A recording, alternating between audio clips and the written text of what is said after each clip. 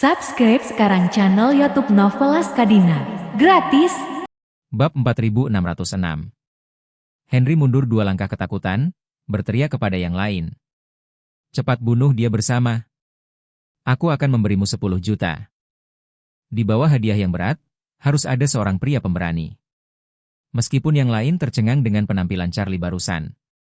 Mereka segera bergegas ke arahnya ketika mereka mendengar bahwa Henry menawarkan hadiah 10 juta yuan. Mereka merasa bahwa meskipun Charlie sangat kuat, dia pasti tidak akan bisa mengalahkan lebih dari 10 orang sekaligus. Jadi, selama mereka bekerja sama, mereka bisa menjadi kaya dalam semalam.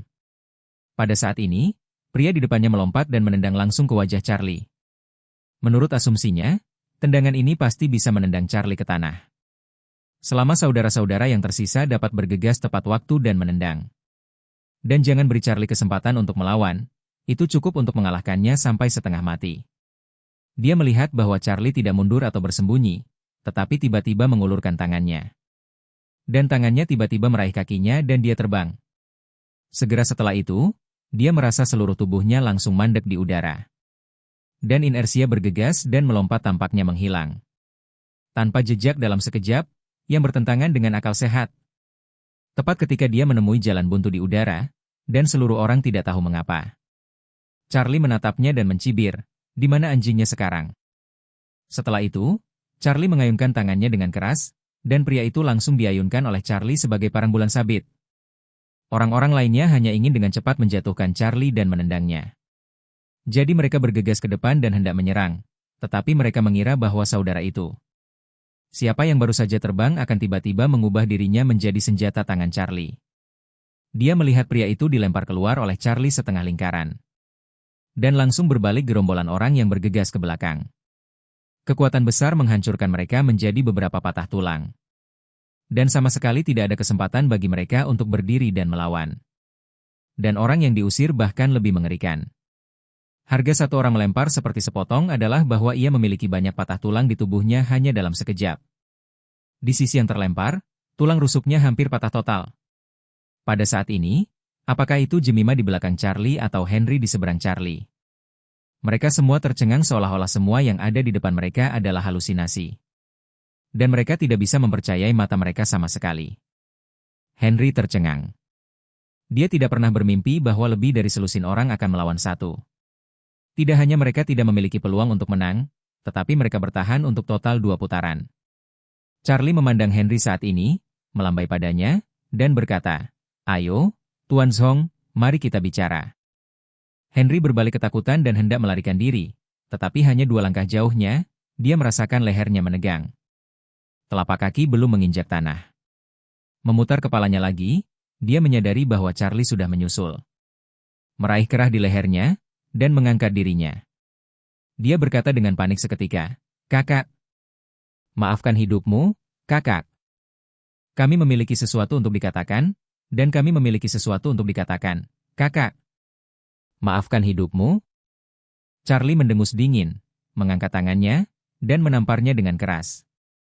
Ketika ditampar wajahnya, bintang emas muncul di matanya, dan dia bahkan kehilangan beberapa geraham posteriornya. Henry pusing setelah dipukuli, dan dia menangis samar. "Kamu berani memukulku, kamu?" Sebelum dia selesai berbicara, Charlie memberikan tamparan lagi di wajahnya, dan berkata dengan dingin saat dia bertanya, "Apa salahnya aku memukulmu? Kamu tidak yakin?" Henry sangat marah, "Saya tuan muda tertua dari keluarga Zhong saya." "Retakan?" Charlie menampar wajahnya dengan keras lagi, dan berkata dengan dingin, "Tuan muda tertua dari keluarga Zhong, kan? Saya memukul tuan muda tertua dari keluarga Zhong." Setelah beberapa tamparan, seteguk gigi Henry hampir rontok. Seluruh kepalanya juga dipukuli menjadi kepala babi, dan matanya bengkak dengan belahan. Dia tidak pernah bermimpi bahwa Charlie begitu kejam dan tidak menganggap serius identitasnya sama sekali. Kemarahan, keluhan, dan keengganan membuatnya menangis sambil melontarkan kata-kata kejam. Kau tunggu, ayahku, dan ayahku, Godfather, mereka pasti tidak akan membiarkanmu pergi." Charlie berkata dengan dingin, "Tidak apa-apa, bahkan jika mereka tidak datang kepadaku, aku akan pergi mencari mereka." Setelah itu, dia menatapnya, tersenyum sedikit, dan bertanya, ngomong-ngomong. Sepertinya seseorang baru saja gila. Dia akan melakukan ini dan itu sebentar lagi, bukan? Bab 4607. Henry ketakutan oleh Charlie untuk sementara waktu dan tidak berani berbicara. Dia tahu bahwa begitu keluarga Zhong dan 4 naga tidak dapat menahan Charlie, dia tidak akan memiliki kartu untuk digunakan. Karena itu, saat ini, dia tidak akan pernah berani menyentuh kepalanya yang buruk lagi. Namun, bagaimana Charlie bisa membiarkannya pergi dengan mudah? Dia mengangkat tangannya dan menamparnya lagi, dan bertanya, bicaralah, apakah kamu bodoh? Henry menahan rasa sakit yang parah dan terisak. Aku salah, tolong lepaskan aku, biarkan aku pergi. Charlie membuat catatan lain, dia menampar wajahnya dan berkata dengan dingin. Aku bertanya kepada orang yang akan melakukan ini atau itu sekarang, apakah itu kamu? Katakan satu kata lagi yang tidak masuk akal, dan aku akan mencabik-cabik mulutmu. Henry berkata dengan air mata dan lolongan, ini aku. Charlie mengangguk dan menamparnya lagi, dan berkata dengan dingin. Lakukan ini, lakukan itu, kamu memiliki banyak daya tembak. Sudut mulut Henry di kedua sisi berdarah dengan darah, dia menangis dan berkata. Itu semua mulutku. Mohon maafkan saya. Charlie menamparnya lagi, dan bertanya sambil tersenyum. Bukankah kamu mengatakan sebelumnya, biarkan aku berlutut dan bersujud padamu? Apakah kamu tidak ingin menamparku 100 kali? Henry merasakan dunia berputar, menangis dan memohon. Aku hanya, semuanya mengatakan omong kosong. Lepaskan aku, kali ini, aku, tidak akan pernah berani. Charlie mencibir dan menamparnya lagi, tidak ada kesempatan untuk memohon belas kasihan sekarang. Melihat Henry hampir pingsan, Jemima tidak tahan. Melangkah maju dan berkata, Charlie, jangan berkelahi lagi, itu akan menyebabkan kecelakaan. Charlie melihatnya, dia bertanya dengan rasa ingin tahu, apa yang terjadi? Jemima berseru, dia akan mati jika kamu bertarung seperti ini.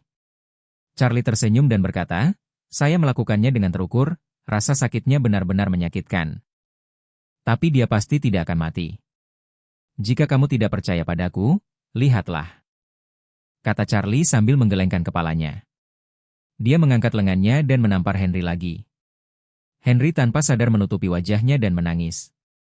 Kakak, aku salah besar, kakak, jangan pukul kakak.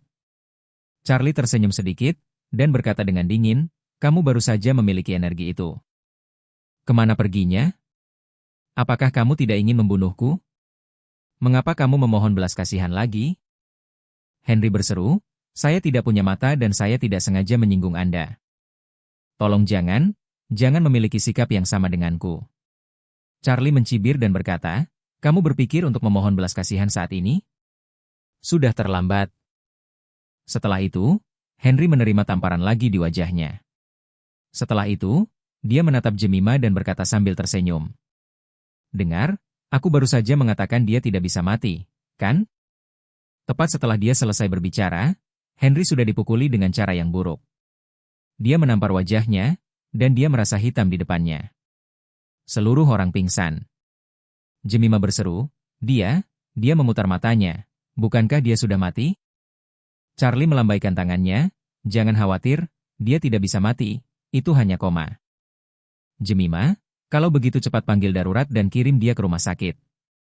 Charlie menggelengkan kepalanya dan berkata, aku sudah mengatakan bahwa dia tidak bisa mati.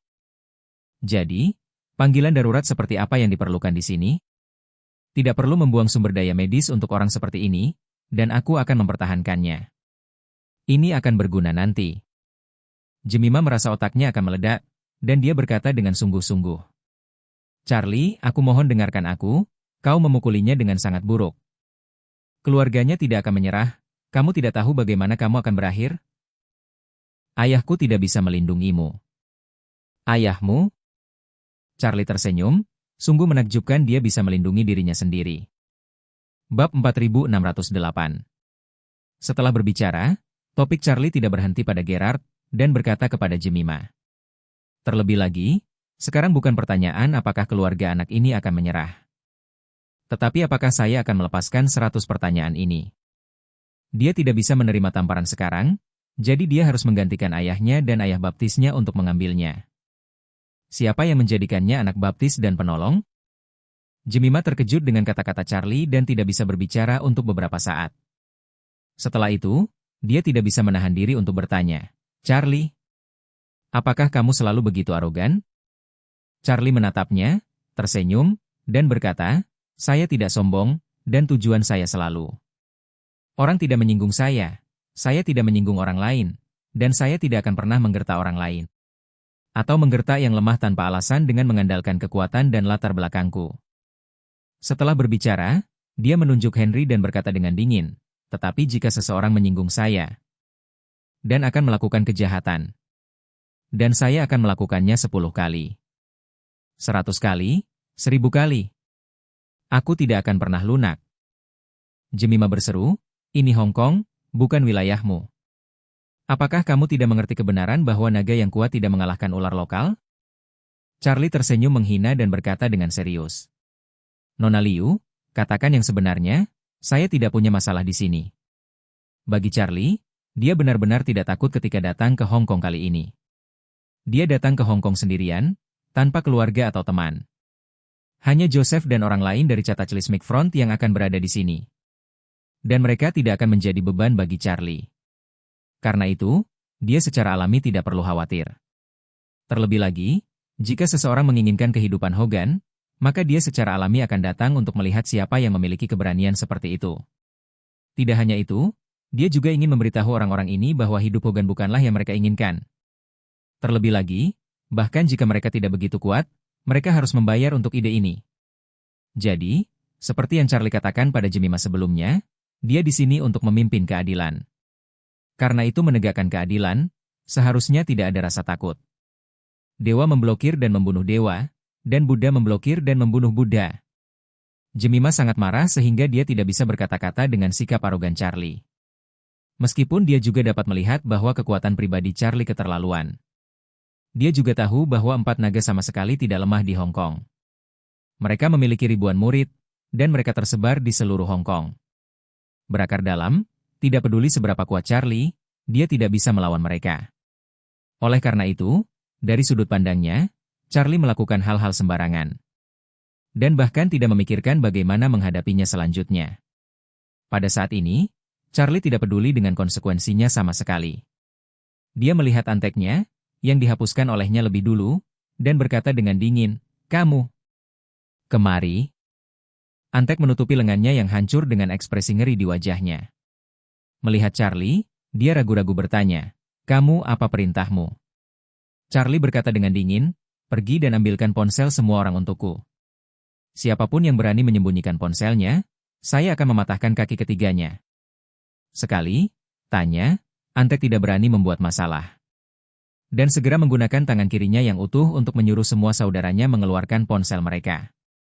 Charlie mengambil banyak ponsel dan melemparkannya secara diagonal ke atas ke arah lembah. Selusin ponsel langsung melemparkan parabola besar dan langsung terlempar ke lembah. Setelah itu, Charlie berkata kepada Antek, kamu dan adik laki-lakimu, kamu. Kakak laki-laki tertua adalah yang paling sedikit terluka. Bukankah itu sedikit tidak masuk akal? Henchman sangat ketakutan sehingga dia berkata, saudaraku, aku terluka parah. Tangan kananku pada dasarnya tidak berguna. Bab 4609. Charlie menunjuk orang lain yang tergeletak di tanah, dan berkata dengan sungguh-sungguh. Lihat mereka, mana yang tulangnya tidak patah lebih banyak darimu? Kamu, kakak laki-laki, bawa adik laki-lakimu jalan-jalan. Apa yang kamu perhatikan adalah kata yang benar. Jika adikmu terluka lebih dari kamu, bagaimana kamu akan bergerak di sekitarnya di masa depan? Orang lain akan menunjuk di belakang Anda. Tunjuk dan tusuk tulang belakangmu. Setelah berbicara, Charlie menyentuh dagunya dan berkata dengan serius. Begitu, itu hanya pantas bagimu untuk mematahkan kaki yang lain. Kata-kata Charlie membuat mood si Antek langsung runtuh. Begitu kakinya melunak, dia berlutut di tanah dengan bunyi gedebuk, menangis dan memohon. Kakak, aku hanyalah seorang lelaki kecil yang tinggal bersama 4 naga. Tolong pertimbangkan bahwa saya telah kehilangan lengan. Tunjukkan belas kasihan, dan biarkan aku pergi. Charlie mengerutkan kening dan berkata, saya benar-benar tidak mengerti Anda, anggota geng. Kamu biasanya yang paling kejam, dan kamu yang paling pengecut dalam masalah, jadi tidakkah kamu pikir kamu tangguh? Henchman menangis dan berkata, "Saudaraku, jika Anda mematahkan kaki saya, aku tidak akan bisa terus bermain-main di masa depan." Charlie bertanya padanya, "Kamu masih berpikir untuk merawat lukamu dan terus menjadi tongkat merah berbunga gandamu?" Henchman buru-buru menggelengkan kepalanya, "Tidak, aku tidak bermaksud begitu." Charlie mencibir, "Ada satu tangan dan satu kaki kiri jika Anda benar-benar mencari nafkah. Cukup, kalau tidak jika kamu keluar lagi, kamu harus menggerakkan kepalamu cepat atau lambat." Setelah itu, Charlie menendang lutut kanannya sebelum dia sempat bereaksi. Unggul. Dengan suara retak, antek itu berguling-guling di tanah kesakitan. Charlie tidak bersimpati padanya, dan berkata dengan dingin, "Saya harap Anda dapat berubah pikiran dan menjadi orang baru. Jika tidak, lain kali aku akan membiarkanmu mencicipi rasa paraplegia tingkat tinggi." Henchman hanya bisa menahan rasa sakit dan berkata, "Jangan khawatir, kakak. Saya pasti akan mereformasi diri saya sendiri. Saya harus menjadi orang baru." Charlie mengangguk dan berkata dengan dingin, "Kalian tetap di sini dan jujurlah. Pada malam hari, diperkirakan keluarga Zhong akan datang kepadamu. Dan jika mereka bertanya tentang keberadaan Henry, Anda harus memberitahu mereka bahwa Henry dibawa pergi oleh saya." Henchman berkata tanpa ragu-ragu, "Oke, saudara begitu." Jemima bertanya kepada Charlie dengan ekspresi heran, "Kemana kamu akan membawa Henry?" "Pergi ke klub malam." Charlie berkata dengan santai, "Kami setuju. Kamu lupa? Makan dulu, lalu pergi ke klub malam." Jemima berseru dan bertanya, "Bagaimana dengan Henry? Masukkan dia ke dalam mobil?" "Ya." Charlie berkata, "Kopermu kosong, masukkan saja dia." "Ah." Jemima berkata tercengang, "Kamu, apa yang kamu lakukan?" Charlie meraih kerah Henry, menariknya ke atas, dan berkata, "Kamu akan tahu apa yang akan aku lakukan di malam hari." Setelah itu, dia bertanya, "Apakah kamu akan pergi?" Jemima sangat tidak berdaya, jadi dia hanya bisa menggigit peluru dan mengikuti. Kembali ke jalan dari hutan pegunungan, masih belum ada orang di sekitar. Charlie langsung membuka bagasi Tesla dan memasukkan Henry yang tidak sadar ke dalam. Henry saat ini dalam keadaan koma yang dalam, dan diperkirakan bahwa dia tidak akan bisa bangun besok tanpa gangguan dari luar. Setelah menutup pintu bagasi, Charlie berkata kepada Jemima, "Kamu menyetir, aku tidak terbiasa dengan itu." Jemima bertanya padanya, "Ketika kamu datang, kamu bilang kamu ingin mengemudi karena kamu berharap mereka mengikuti kita?" "Ya." Charlie mengangguk kecil. Jemima bertanya, "Jadi kamu sengaja membawa mereka ke sini untuk berurusan dengan mereka?" "Betul sekali."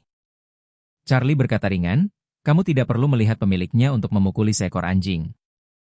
Tapi kamu harus memilih tempat yang cocok, kamu tidak bisa melakukannya sekaligus. Anjing-anjing ini hanya memeluk kepala mereka dan melarikan diri, dan mereka tidak bisa bergerak, biarkan mereka menggonggong dengan liar di pusat kota." Bab 4610. Jemima melihat pernyataan Charlie yang meremehkan, dan kemudian memikirkan apa yang baru saja dia lakukan. Dia tidak bisa menahan diri untuk tidak berkata, "Kamu benar-benar iblis." "Iblis?" Charlie mengerutkan kening dan berkata, "Aku, iblis, tidak pernah berpikir untuk menyerangmu. Tapi pria di bagasi tidak hanya ingin menyerangmu sendiri, tapi juga ingin orang-orang kuat itu menyerangmu bersama-sama. Jadi menurutmu siapa iblis itu? Siapa yang harus disalahkan?" Wajah Jemima menjadi merah dan kemudian putih, dan setelah beberapa saat, dia berkata dengan marah, "Maka kamu tidak bisa menggunakan kekerasan untuk mengendalikan kekerasan." Charlie tersenyum dan berkata, "Saya sudah selesai dengan kekerasan. Jadi apa yang Anda lakukan?" "Saya akan memberitahu mereka maaf."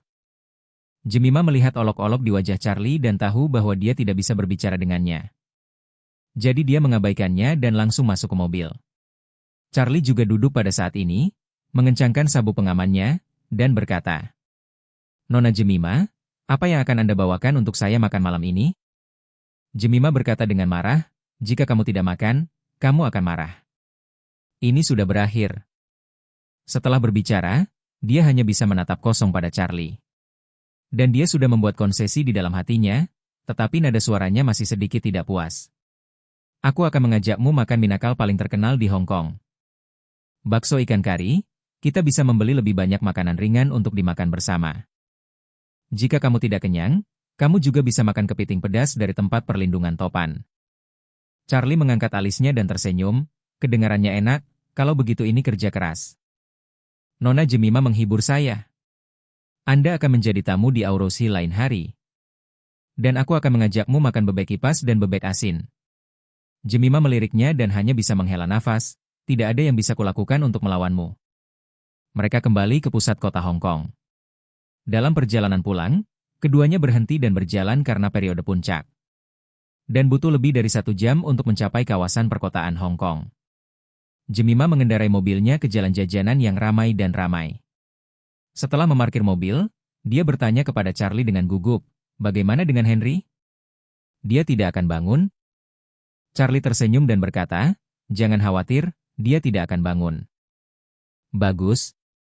Jemima menghela napas lega dan berkata, "Ayo turun dari mobil, waktunya makan."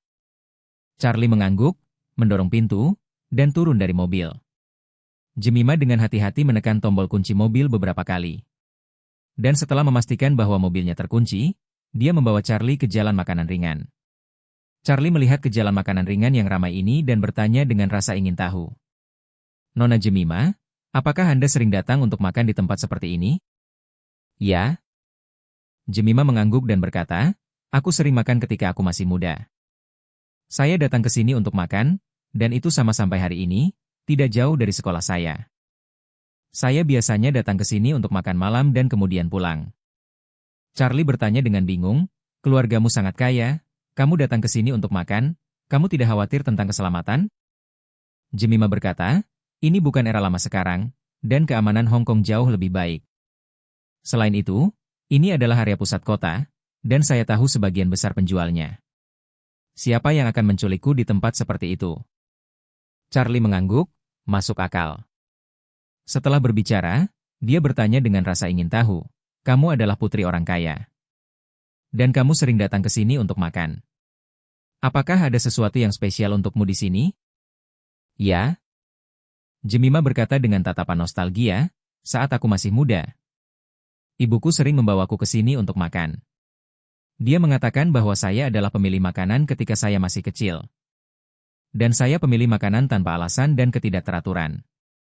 Kalau saya suka makan, saya suka makan mie pangsit dan makanan ringan asin yang dijual oleh pedagang kaki lima. Bahkan jika pembantu rumah tangga membuat hal yang sama persis di rumah, saya tetap tidak akan menyukainya. Jadi dia selalu berjanji kepada saya bahwa selama saya sarapan dan makan siang dan makan dengan patuh. Dan bawa aku ke sini untuk makan makanan lezat di malam hari." Setelah berbicara, Jemima menghela nafas dan bergumam dengan ekspresi melankolis. "Sejak ibu saya pergi, saya datang ke sini hampir setiap hari. Makan, mulai dari sekolah dasar. Sampai saya lulus SMA dan ingin kuliah. Ayah saya ingin saya kuliah di universitas yang lebih baik di Amerika Serikat. Tetapi karena saya tidak tahan jauh dari sini, saya memilih untuk tinggal di Hong Kong. Saya tidak percaya, saya tumbuh begitu besar, kecuali bahwa saya meninggalkan Hong Kong bersama ibu saya ketika saya masih kecil. Dan setelah dia pergi, aku hampir tidak pernah meninggalkan tempat ini lagi."